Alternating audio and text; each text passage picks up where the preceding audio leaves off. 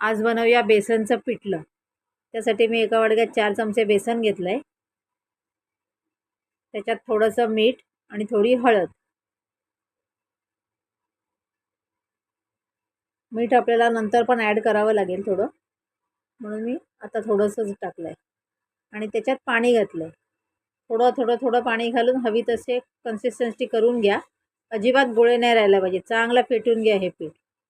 तोपर्यंत मी एका साईडला कढई घेतली. त्याच्यात थोडीशी राई, जिरं आणि कढीपत्ता टाकला आहे. तो तडतडल्यावर त्याच्यावर मी कांदा टाकला बारीक चिरलेला. कांदा चांगला गोल्डन ब्राऊन होईपर्यंत भाजून घ्यायचा आहे. थोडासा कलर चेंज झाला का त्याच्यात ते आपण बेसनचं मिसळलेलं मिश्रण टाकायचं.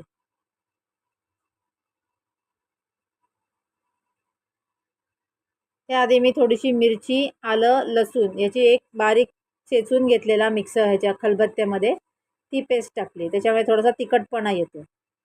आता त्याच्यावर बेसन ओतलंय. हे चांगलं ढवळून घ्यायचं आहे. अजिबात त्याला थांबायचं नाही. ढवळतच राहायचं आहे, कारण की तळाला त्या गोष्टी होत राहतात. बारीक गॅसवर हे सगळं चांगलं ढवळून घ्यायचं आहे. बघा पीठ जाडसर झालं आहे.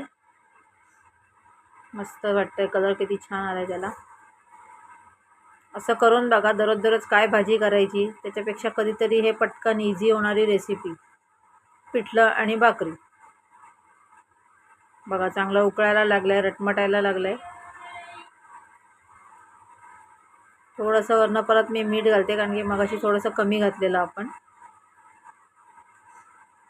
बघा छान झालं आहे. कलर पण छान झाला आहे आणि गच्च पण झालं आहे. हे भाकरी बरोबर तांदळाची भाकरी, ज्वारी, बाजरीची भाकरी ह्याच्यावर अप्रतिम लागतं. ह्याच्यावर थोडासा कांदा किंवा हिरवी मिरची घ्यायची तोंडाला.